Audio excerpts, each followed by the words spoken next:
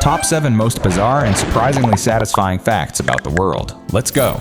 Imagine driving across a country and suddenly entering another country without ever reaching a coastline or a border region, because this entire nation is trapped inside another one. Welcome to Lesotho, a country completely surrounded by South Africa. Not partly surrounded, not almost surrounded, completely. Every single border of Lesotho touches South Africa, making it one of the rarest countries on Earth. From space, it looks like someone cut a hole in South Africa and placed another nation inside. But despite being surrounded on all sides, Lesotho is fully independent. It has its own government, its own flag, its own laws, its own military, and more than 2 million people call it home. Even stranger, Lesotho sits high in the mountains. In fact, it's the only country in the world where every part of the nation lies above 1,000 meters in elevation. So while South Africa surrounds it, Lesotho literally stands above it, a country inside another country, hidden in plain sight, and most people never notice it on a map. Imagine living in Russia, but being hundreds of kilometers away from Russia. No, it's not an island. It's a place called Kaliningrad, a small piece of Russia wedged between Poland and Lithuania, both of which are members of NATO. Look at a map and it almost seems like a mistake. To reach mainland Russia by land, you have to cross other countries first. So how did this happen? After World War II, the Soviet Union took control of this territory. When the Soviet Union later collapsed, Kaliningrad remained Russian. But the countries around it became independent and eventually joined NATO, leaving Kaliningrad completely cut off from the rest of Russia. Today, it's one of the most heavily militarized regions in Europe, a Russian city surrounded by NATO, separated from its own country, and sitting at one of the world's most strategically important locations. Millions of people live here. It has its own government, its own military, its own currency, and even its own passports. But according to most of the world, this country doesn't exist. Welcome to Somaliland.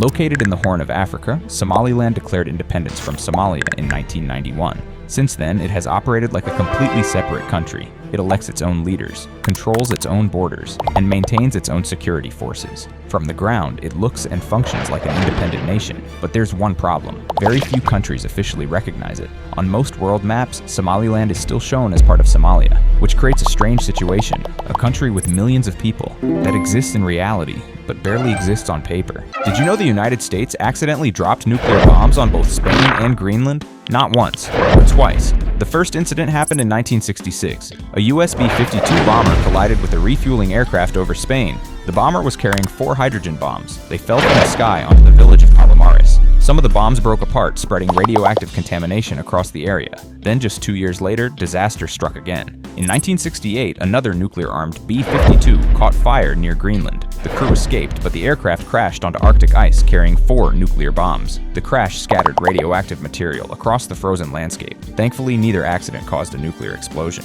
but both became some of the most serious nuclear weapons accidents of the Cold War.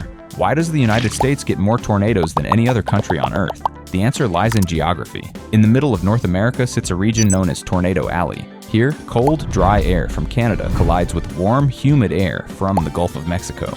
At the same time, hot, dry air arrives from the deserts of the American Southwest. These powerful air masses crash into each other over the flat Great Plains. And unlike other continents, there are no major east-west mountain ranges to stop them. The result? The perfect conditions for massive rotating storms. Every year, the United States experiences more tornadoes than any other nation on Earth, all because its geography accidentally became nature's tornado factory.